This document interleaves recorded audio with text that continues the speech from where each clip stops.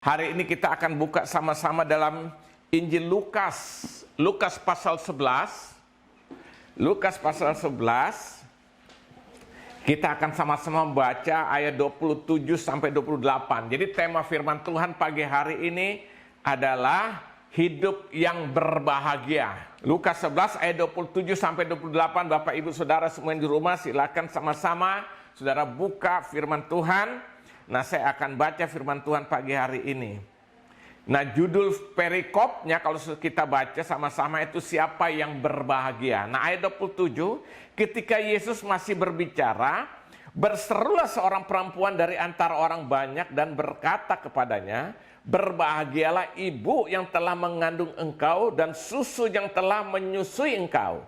Perhatikan ayat ke-28 ini. Tetapi ia berkata, yang berbahagia ialah mereka yang mendengarkan firman. Ya, saya ulangi. Yang berbahagia ialah mereka yang mendengarkan firman Allah dan yang memeliharanya. Nah, jadi saudara lihat hari ini kita akan berbicara tentang hidup yang berbahagia. Ya kan, saya percaya setiap kita, setiap manusia di kolong langit, setiap pribadi lepas pribadi, setiap keluarga, semua orang ingin hidup yang dinamakan dengan kebahagiaan. Amin, saudara. Semua orang, setiap orang, siapapun dia, latar belakang, suku, agama, ras, apapun, dia akan rindu yang hidup yang namanya hidup berbahagia, ya kan? Ini menjadi satu kerinduan setiap orang. Makanya orang seringkali berlomba-lomba mencari uang. Orang berlomba mencari kedudukan, jabatan, dan sebagainya dengan satu harapan. Mungkin kalau dia mendapatkan hal itu dapat membuat dia bahagia. Tapi ternyata saudara lihat, setelah dia pun mendapatkannya, ternyata tidak ada kebahagiaan yang dia dapatkan. Amin. Tidak ada. Kenapa? Karena mereka memiliki satu konsep kebahagiaan itu beda dengan apa yang firman Tuhan ajarkan. Tadi kalau perhatikan ayat 28 situ dikatakan apa? Tetapi ia berkata, Yesus berkata, yang berbahagialah, berbahagia ialah mereka yang mendengarkan firman Allah dan yang memeliharanya. Lihat. Yang mendengarkan firman Allah dan yang memeliharanya. Apa artinya? Artinya firman yang sudah didengar, setelah didengar disimpan di dalam hati dan dipraktekkan dalam kehidupan. Itu yang Yesus maksudkan ayat 28, saya ulangi. Tetapi Yesus berkata yang berbahagia ialah mereka yang mendengarkan firman Allah dan yang memeliharanya. Artinya apa? Artinya firman Tuhan yang sudah kita dengar itu, saudara lihat, yang sudah kita dengar itu, kita simpan di dalam hati, dan setelah kita simpan, lalu kita mulai mempraktekkan di dalam kehidupan kita, sehingga logos itu berubah menjadi aletheia. Ya, saudara tahu firman yang bersifat logos ini loh yang tertulis ini. Ini saudara kita baca belum terjadi sesuatu. Tapi waktu kita mulai menyimpan di hati kita menjadi perenungan untuk firman itu. Lalu kita mulai mempraktekkan dalam kehidupan kita. Baru kita bisa merasakan kebahagiaan yang sesungguhnya itu. Kebahagiaan yang sejati. Ini yang saya sebut dengan logos itu firman tertulis. Aletheia firman yang menjadi daging. Artinya apa? Firman yang kita dengar itu kita simpan di hati kita. Kita praktekkan dalam hidup. Ini baru menjadi sesuatu yang luar biasa. Sehingga akhirnya orang-orang seperti inilah orang yang mengalami kebahagiaan. Nah, saya mau beri contoh saudara, akhir-akhir ini kalau kita lihat ya kan. Akhir-akhir ini orang seakan-akan kehilangan kebahagiaan ya kan. Suasana hari-hari ini ya dalam COVID-19 nih kan. Kita bisa merasakan satu hal yang menghilangkan rasa kebahagiaan kita. Justru sebaliknya kita rasakan hanya rasa tekanan-tekanan. Seakan-akan kapan ini berakhir, kapan ini. Kenapa saudara? Ini membuat apa? Menghilangkan semuanya. Yang diganti dengan rasa ketakutan. Ini dialami oleh semua orang. Tapi saya mau katakan, di dalam Yesus ada kebahagiaan yang Tuhan jamin itu. Amin. Itu sebabnya dalam Matius 5 ayat 16, Yesus berkata, berbahagialah orang yang haus dan lapar akan kebenaran karena dia akan dipuaskan. Berbahagialah orang yang haus dan lapar akan kebenaran, dia akan dipuaskan. Kebenaran sini itu berbicara tentang firman.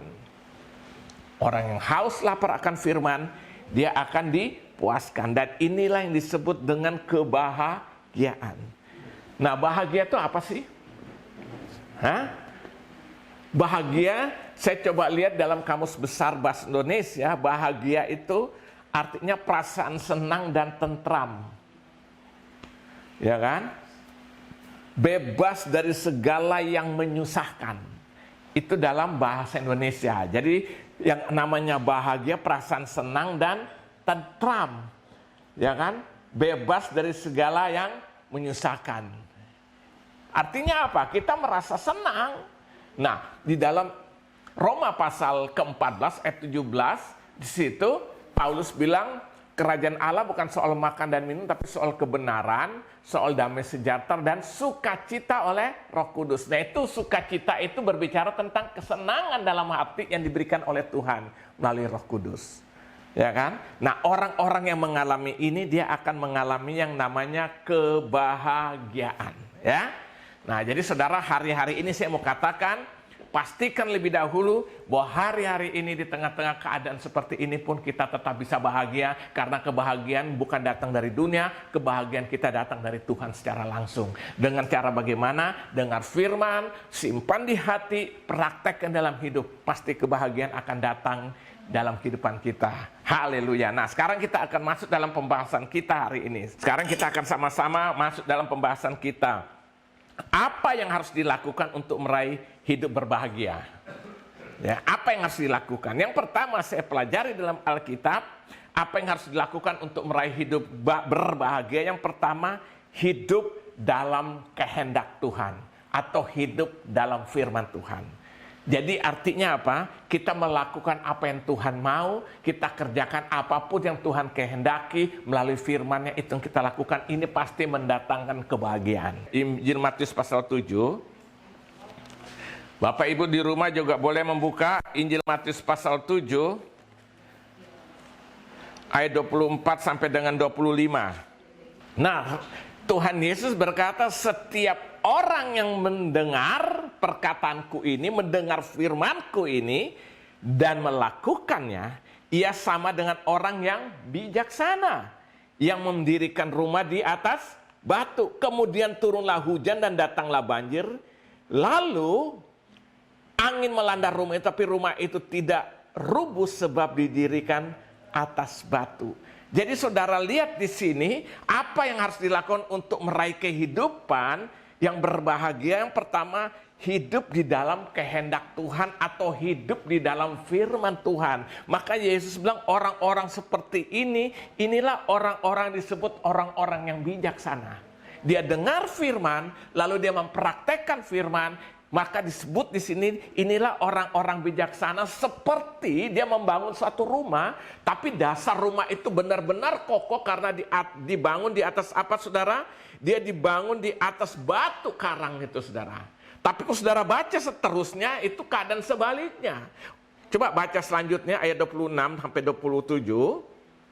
Tetapi setiap orang yang mendengar perkataanku ini dan tidak melakukannya, ia sama dengan orang yang bodoh, yang mendirikan rumahnya di atas pasir. Kemudian turunlah hujan dan datanglah banjir, lalu angin melanda rumah itu, sehingga rubuhlah rumah itu dan hebatlah kerusakan. Ya. Nah, saudara lihat kebalikannya enggak? Ya, yang satu mendengar firman dan melakukan. Nah, Tuhan Yesus mengibaratkan itu seperti bangunan yang dibangun di atas batu. Datang badai, datang apa, tetap berdiri kokoh, berdiri teguh. Dan orang seperti ini disebut orang bijaksana, dan inilah orang berbahagia. Nah, tetapi sebaliknya, di situ dikatakan dia mendengar, tapi dia tidak melakukan. Mendengar untuk melupakan, itu seperti bangunan yang kelihatannya sama, bagus dengan bangunan yang dibangun di atas batu. Tunggu waktunya. Waktu ada badai, ada taufan, dia rubuh karena apa? Tidak mempunyai dasar kekuatan. Nah, jadi saudara lihat, kita akan hidup dalam Berbahagia itu waktu kita hidup di dalam kehendak Tuhan. Artinya apa? Kita melakukan apa yang Tuhan mau, kita kerjakan apa yang firman Tuhan tuntut untuk kita lakukan. Amin. Ini akan memberikan kebahagiaan. Percaya saja saudara. Orang yang tidak hidup dalam sesuai firman Tuhan pasti tidak akan bahagia. Orang boleh uangnya banyak, jabatannya tinggi, selama dia hidup dalam dosa tidak akan pernah mengalami kebahagiaan hidup. Tapi orang yang mungkin hidup biasa saja secara materi, mungkin dia bukan orang kaya, tapi dia terjamin hidupnya hari ke hari karena Yesus yang jamin itu. Nah, orang-orang seperti itu waktu dia hidup selaras dengan firman, dia mengalami kebahagiaan. Amin. Jadi saudara, apa yang harus dilakukan untuk meraih hidup yang berbahagia? Yang pertama, hidup di dalam kehendak Tuhan. Artinya melakukan apa yang Tuhan mau yang kita kerjakan, yang Tuhan bilang jangan dilakukan, jangan kita lakukan. Inilah sumber kehidupan itu. Amin. Nah, waktu kita lakukan disitulah kita akan berbahagia. Ini yang pertama. Yang kedua, apa yang harus dilakukan untuk meraih hidup berbahagia? Yang kedua, hidup dalam hikmat Tuhan. Jadi hikmat itu penting saudara. Ya kan? Seringkali kita gagal dalam hidup ini bukan karena nggak beriman, karena tidak berhikmat. Coba buka Amsal 3 ayat 13. Bahagialah orang yang mendapat hikmat, orang yang memperoleh kepandaian. Ya, di situ katakan berbahagialah orang yang mendapat hikmat, ya kan? Orang yang memperoleh kepandaian. Jadi orang berbahagia, saudara. Yang kedua di sini, waktu kita hidup di dalam hikmat Tuhan, karena Amsal bilang berbahagialah orang mendapat hikmat. Jadi orang yang hidup berjalan dengan hikmat Tuhan, dia disebut berbahagia. Makanya saya selalu berkata beriman sih yes harus. Tapi seringkali saudara kita hidup jadi kacau balau, kita hidup tidak mendapatkan sesuatu dalam hidup sampai kita mulai berpikir dan frustrasi. Loh katanya saya percaya Tuhan, tapi kok saya tidak alami seperti yang Tuhan janji. Nah kenapa? Persoalannya kadang kita beriman tapi tidak berhikmat. Ya kan? Makanya Yakobus pasal 5 berkata, Yakobus pasal 1 maksud saya, ayat 5 dia bilang kalau engkau kurang hikmat mintalah kepada Allah, dia akan memberikan secara cuma-cuma. Jadi kita perlu hidup dengan hikmat saudara. Minta kalau kekurangan hikmat itu. Nah waktu kita beriman lalu kita hidup dengan hikmat Tuhan ini berjalan bersama-sama, maka Alkitab katakan kita akan mengalami yang namanya apa? Kebahagiaan. Jadi hikmat dan hikmat harus berjalan bersama-sama, iman dan hikmat harus berjalan seiring sejalan. Apa sih hikmat tuh? Makanan apa? Dalam bahasa Inggris disebut apa? Wisdom. Ya kan? Di dalam bahasa Yunani disebut Sophia. Apa artinya itu? Ya. Nah, pengertiannya itu suatu hikmat itu atau Sophia itu pengertiannya begini. Ya kan? Jadi itu berbicara tentang suatu pengertian dan pemahaman yang dalam mengenai orang, barang, kejadian atau situasi yang menghasilkan kemampuan untuk menerapkan persepsi atau penilaian dan perbuatan sesuai pengertian tersebut. Wah, bingung sudah. Ya. Jadi ada di situ ada sikap bijaksana, di situ ada sikap kecerdasan, di situ ada sikap akal budi, dalam hikmat ada akal sehat, ada apa lagi? Kecerdikan. Nah, saya pakai bahasa gampangnya. Jadi ini dimaksud dengan hikmat Sophia itu adalah saudara lihat, kita mengambil keputusan waktu menghadapi sesuatu atau menilai sesuatu, ya kan? Tapi penilaian kita itu benar-benar penilaian yang benar-benar apa ya? Sesuatu yang benar-benar gitu loh. Jadi apa ya? Sophia itu jadi kita mendapat satu pemahaman yang Tuhan beri, pengertian yang Tuhan beri, pengetahuan yang Tuhan beri, mungkin untuk mengambil satu keputusan waktu kita menghadapi satu persoalan. Nah, itu pakai bahasa gampangnya gitu. Jadi satu pengetahuan yang Tuhan beri, waktu kita sedang menghadapi suatu masalah, sedang menghadapi satu persoalan, lalu kita ambil keputusan. Karena kelihatannya jalannya buntu, tapi Tuhan beri hikmat dan akhirnya jalan itu terbuka. Wow, kita dapat hikmat itu. Nah, ini disebut dengan Sofia, itu datang dari Tuhan. Harus minta pada Tuhan. Makanya Alkitab bilang Tuhan, orang-orang bijak dari dunia ini, hikmat dunia hanyalah kebodohan bagi Tuhan. Karena hikmat dari Tuhan itu melampaui segalanya, saudara ya. Sehingga waktu kita menghadapi sesuatu, kita melihat sesuatu, lalu kita mulai menilai, kita ambil keputusan, kita dapat jalan keluar itu. Apa yang harus aku lakukan? Ngerti saudara ya? Jadi itu yang disebut hikmat. Jadi bukan seperti pengetahuan-pengetahuan orang secara duniawi aja, saudara. Bukan. Itu datang dari Tuhan. Jadi saya beri contoh waktu saudara menghadapi satu tantangan. Aduh, saya harus lakukan apa nih? Tiba-tiba Tuhan berikan satu pemahaman, pengertian. Oh, lu harus lakukan ini. Yang sebelumnya orang tidak pernah mengerti. Itu namanya hikmat. Itu namanya Sofia. Itu namanya orang yang bilang wisdom, ya kan? Nah, saudara lihat, orang yang hidup seperti ini, dia akan mengalami kebahagiaan. Saya beri contoh Salomo. Dibaca ya di rumah, 1 Raja-Raja pasal 3. Saudara boleh baca ayat 16 sampai ayat 28 itu. Bagaimana waktu 2 orang wanita pelacur merebutkan seorang anak. Ya kan? Dalam 1 Raja-Raja pasal 3 ayat 16 sampai 28. Mereka berebutkan seorang anak. Karena anak yang satu sama-sama punya 2 orang anak. Yang satu anaknya mati, yang satu masih hidup. Nah, yang anaknya mati dia pengen ambil anak orang yang masih hidup ini. Terjadilah keributan. Ini saya pakai bahasa gampangnya, saudara. Pakai bahasa saya lah. Akhirnya apa? Timbul kekacauan. Mana yang sebenarnya yang punya anak? Tidak ada orang yang dapat memberikan kesaksian. Akhirnya persoalan itu naik kepada Raja Salomo.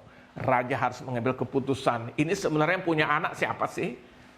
Saudara lihat, semua bingung. Lalu Raja bilang, ambil pedang. Saya bayangkan waktu Raja minta pedang, Raja Salomo, orang mungkin bingung nih, apa-apaan nih. Lalu dia di depan kedua wanita yang merebutkan, dia bilang, sekarang supaya adil, aku akan memenggal atau memotong menjadi 2 bagian anak ini. Supaya adil, sebelah yang satu dapat, yang sebelah yang satu dapat sebelahnya. Tiba-tiba seorang ibu ini menangis, jangan lakukan itu. Aku mengalah, berikan aja anakku kepada yang satu itu, asal hidup. Di situ Salomo ngambil kesimpulan, berarti yang punya anak, ibu yang rela mengalah, asal anak ini jangan dipotong. Nah, Salomo ambil kesimpulan, berarti ibu inilah yang punya anak, karena ada rasa belas kasihan, ya kan? Yang satu, oh ya benar, bagi 2 aja. Nah, ini hikmat. Sekarang kalau kita baca peristiwa itu, wow, kita rasanya kagum. Saudara bayangkanlah pada saat itu, Salomo, apa yang dia harus aku lakukan? Tapi karena dia selalu minta hikmat Allah turun, sehingga dia dapat menyelesaikan setiap masalah. Amin.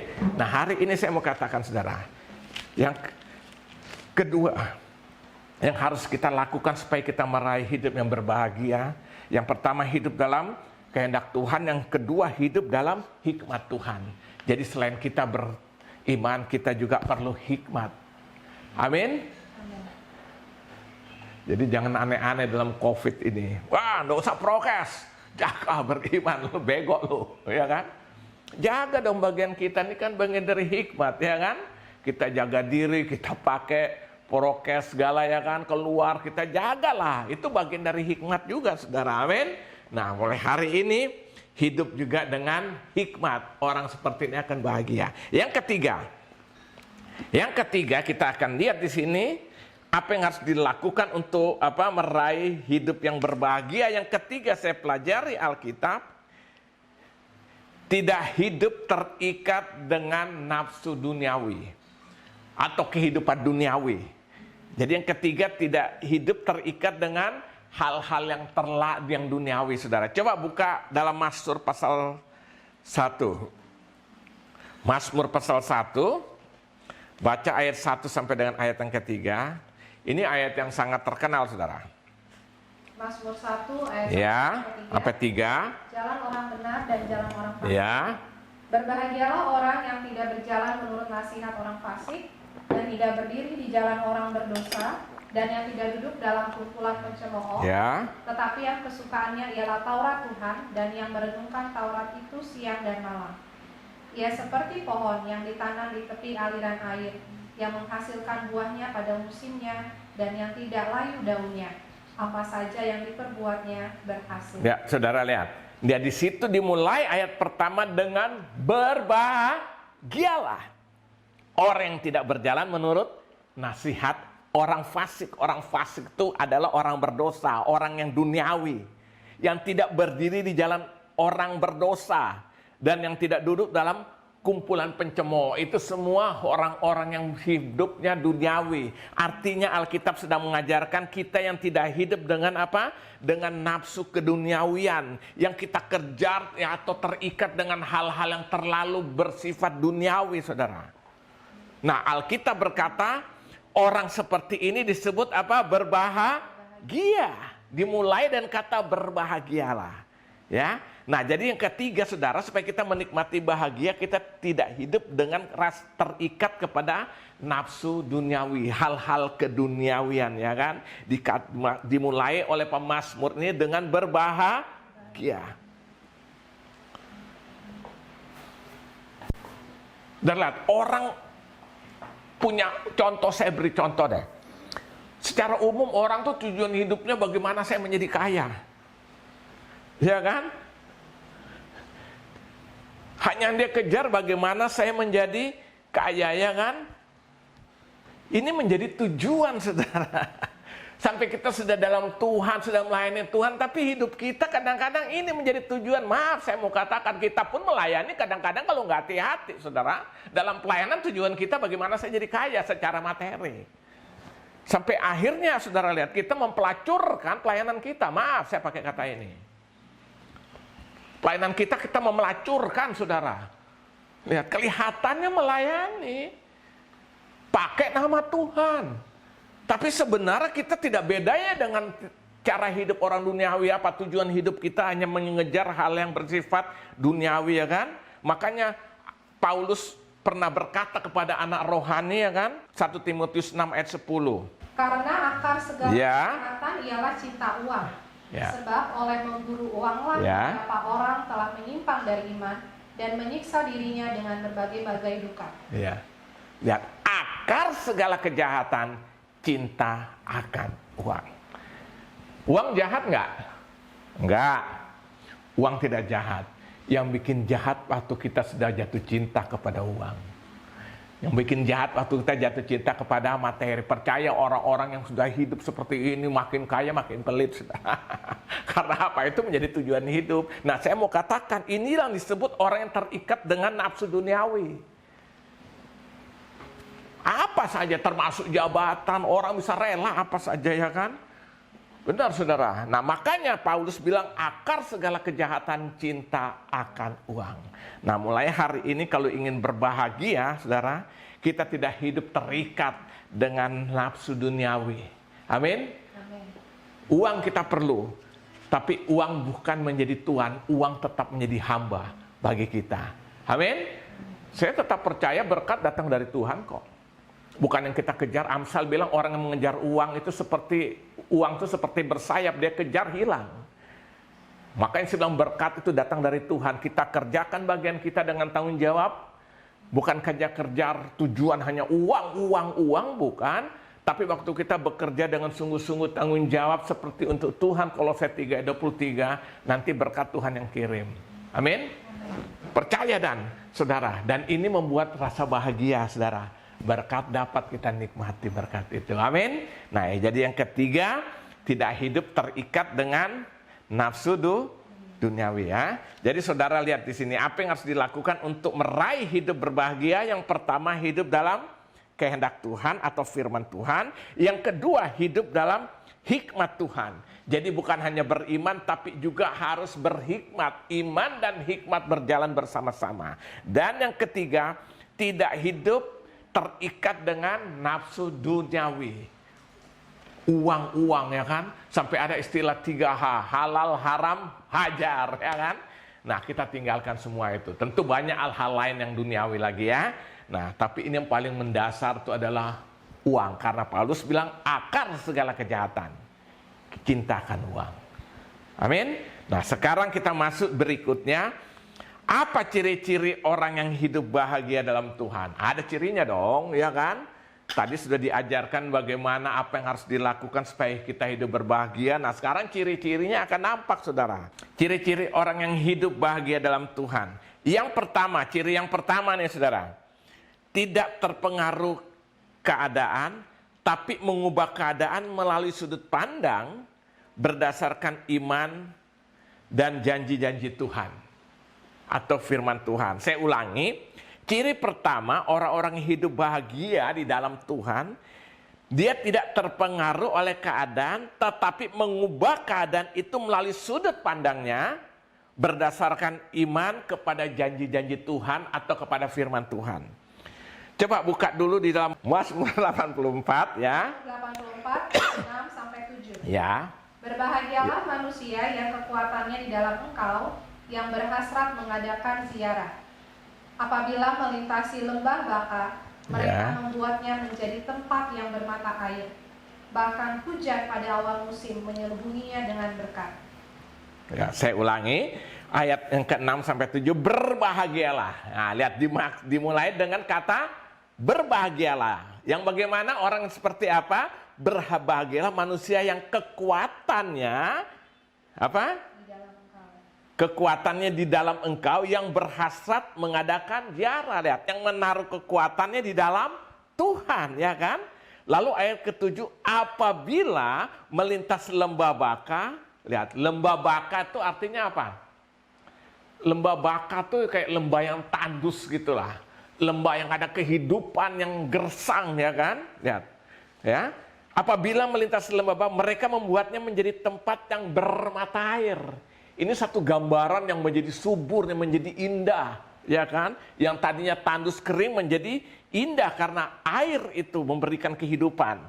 Bahkan hujan pada awal musim menyelubungi dengan berkat. Nah, jadi saudara lihat di sini, ciri-ciri orang yang hidup bahagia dalam Tuhan. Yang pertama, tidak terpengaruh oleh keadaan, tetapi mengubah keadaan melalui sudut pandang, ya.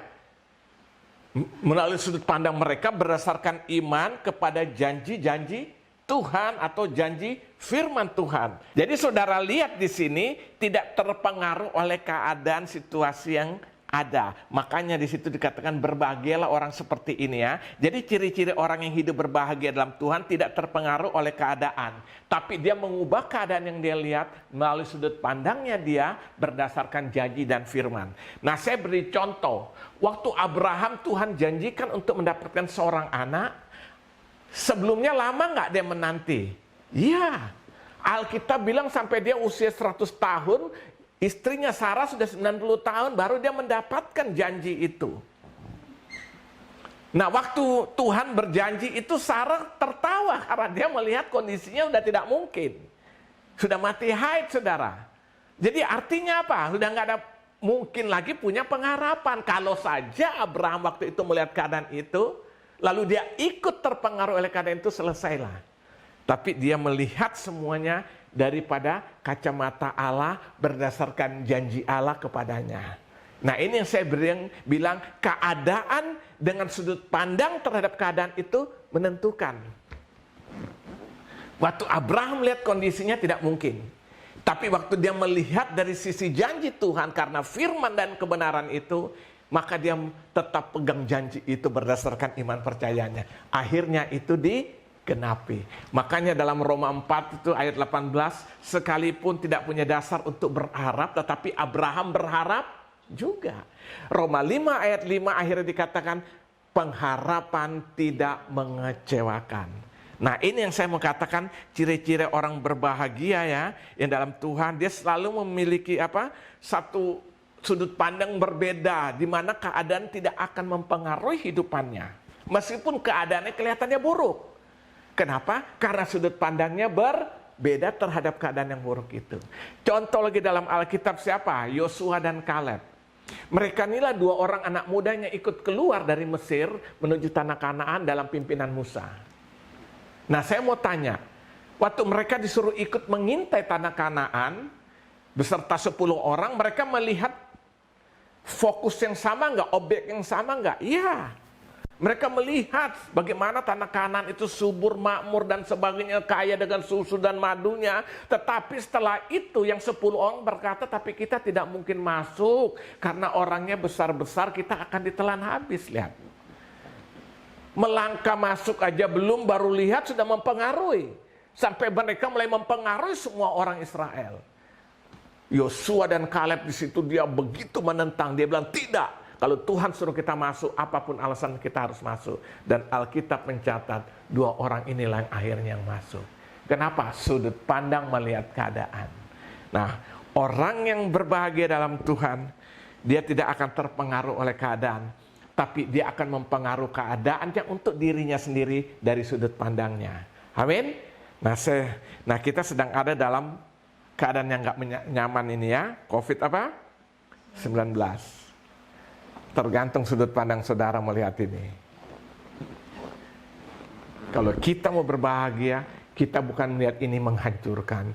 Justru kita bersyukur firman Tuhan sedang digenapi dari hari ke hari. Saya selalu berulang-ulang, nggak apa-apa, gue ulangi lagi. Segala sesuatu terjadi di bawah kolong langit ini, tidak ada sesuatu yang terjadi tanpa sepengetahuan Tuhan. Yang kedua, tanpa seizin Tuhan. Dan yang ketiga, tanpa ada rencana Tuhan di balik semuanya itu. Hai saudara, saudara setiap hari lihat keadaan lalu terpengaruh, lu stres sendiri, lu stres imun lu turun, ya kan? Nah jadi saudara, jangan mau terpengaruh dengan keadaan, tapi ubah sudut pandang kita terhadap keadaan. Orang lain mungkin secara negatif, tapi kita melihat dari sisi positif karena firman Tuhan dan janji Tuhan yang kita pegang. Amin? Ini yang pertama. Ciri yang kedua, ciri orang yang hidup bahagia dalam Tuhan, yang kedua, hidup berjalan bersama Tuhan. Sehingga semakin lama dia semakin kuat. Bukan semakin lemah, bukan semakin cemen. You know cemen? Itu bahasa Jerman tuh, cemen. Cepat menyerah, nah, itu. Tidak frustrasi, tidak kecewa. Ya kan? Tidak kecewa, tersinggung berat, lalu mulai timbul rasa kekecewaan, lalu udahlah gue uring-uringan, gue nggak mau lagi melayani Tuhan, gue mulai tinggalkan Tuhan. Nggak seperti itu saudara. Coba lihat ayat 8. Ayat bagian Mazmur 8 tadi, ayat Mazmur 8:8 saya baca. Mereka berjalan makin lama apa? Makin kuat. Hendak menghadap Allah di Sion. Mereka berjalan tidak menjadi lesu, mereka berjalan tidak menjadi letih, tapi mereka semakin lama semakin kuat. Amin. Nah, orang yang berbahagia itu orang yang hidup dan berjalan bersama Tuhan. Amin. Semakin lama semakin kuat. Mungkin secara fisik dia bisa mengalami kemerosotan, tapi secara roh, secara manusia batin, dia semakin kuat di dalam Tuhan.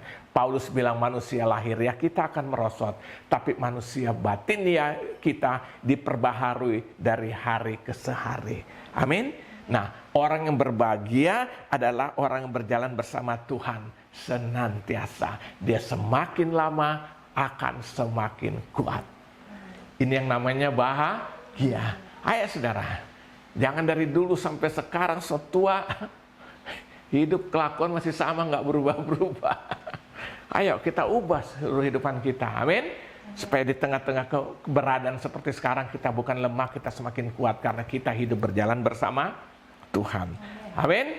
Nah ini yang ciri yang kedua. Ciri yang ketiga yang terakhir, ciri orang yang hidup bahagia dalam Tuhan yang ketiga, mengisi hari-hari hidupnya dengan suasana sorgawi. Atau mengisi hari-hari hidupnya dengan suasana ilahi. Ya, sorgawi atau ilahi. Perhatikan ayat ke-11 saya baca. Sebab lebih baik satu hari di pelataranmu, maksudnya pelataran Tuhan, rumah Tuhan, daripada 1000 hari di tempat lain. Lebih baik berdiri di ambang pintu rumah Allahku daripada diam di kemah-kemah orang fasik. Artinya apa? Mengisi hari-hari hidupnya dengan suasana surga. Makanya pemastur bilang lebih baik satu hari di pelatarannya Tuhan, lihat hanya di pelatarannya, saudara, ya kan? Daripada 1000 hari di tempat lain. Ini bahasa perbandingan, saudara. Ternyata 1 hari di pelataran rumah Tuhan itu membangkitkan kebahagiaan daripada 1000 hari di tempat yang lain yang gak jelas tuh loh. Lebih baik berdiri di ambang pintu rumah Allah daripada diam di kemah-kemah orang fasik. Mungkin cuma di ambang pintu kita, tapi itu di rumah Allah. Itu akan memberikan kebahagiaan daripada tinggal di tempat kehidupan orang-orang fasik, ya kan? Mungkin segala macam ada, tapi Alkitab berkata lebih baik 1 hari di pelataran rumah Tuhan dan 1000 hari tempat lain. Lebih baik berdiri di ambang pintu rumah Allahku daripada diam di kemah-kemah orang fasik. Artinya apa, saudara? Ini yang saya beri nama mengisi hari-hari hidup dengan suasana sorgawi. Waktu kita hidup dalam Tuhan sungguh-sungguh, kita akan mengalami namanya kebahagiaan. Amin. Dan ini membuat kita terus maju dan maju dalam Tuhan. Itu sebabnya hari ini, saudara, ayo dong kita persiapkan hidupan kita. Kalau ingin bahagia, ayo dong. Saya sudah bagikan hari ini yang harus dilakukan untuk menikmati kebahagiaan dalam Tuhan itu. Yang pertama, hidup dalam kehendak Tuhan. Amin. Bukan kehendak manusia, bukan kehendak diri sendiri. Alkitab bilang orang seperti ini dia seperti bangunan yang dirikan di atas batu. Badai, tofan, persoalan adapun itu tidak menghancurkan, membuat dia semakin berdiri kuat di dalam Tuhan. Yang kedua, hidup dalam hikmat Tuhan. Hikmat pengetahuan yang datang dari Tuhan. Kita menghadapi jalan buntu, menghadapi persoalan, tapi hikmat itu membuka jalan bagi kita. Amin. Sehingga kita tahu, wow, kita akan kaget. Nah, orang seperti ini disebut orang yang berbahagia. Yang ketiga, tidak hidup terikat dengan hal-hal nafsu duniawi. Hanya pikirannya hal-hal duniawi, bagaimana saya menjadi kaya, bagaimana saya punya ini, bagaimana saya punya itu, bagaimana saya punya jabatan yang tinggi dan sebagainya. Saudara percaya, saudara dapatkan, toh nggak ada apa-apanya akhirnya itu. Men? Jadi tidak terikat. Nah, apa ciri-cirinya? Kalau kita sudah benar-benar menikmati kebahagiaan dalam Tuhan. Ciri yang pertama, tidak terpengaruh oleh keadaan.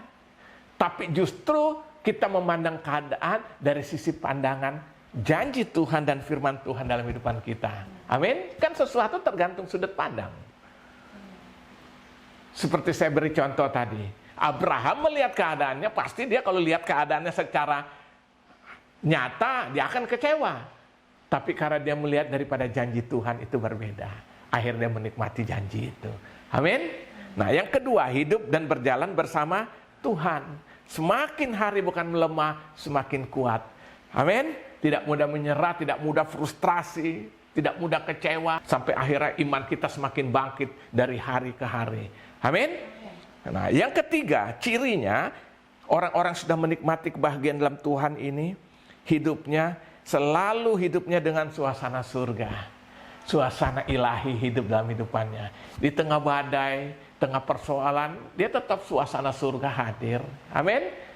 Saya mau katakan, COVID-19 ini buat orang dunia ini, waduh udah bingung. Tapi buat kita, saudara, kita tetap menikmati suasana surga dalam kehidupan kita. Karena suasana surga bukan makan dan minum, tapi soal kebenaran, Roma 14 ayat 17, soal damai sejahtera, dan soal sukacita oleh Roh Kudus. Kita akan alami dalam hidupan ini, dan akhirnya kebahagiaan menjadi bagian hidup kita. Tuhan Yesus memberkati.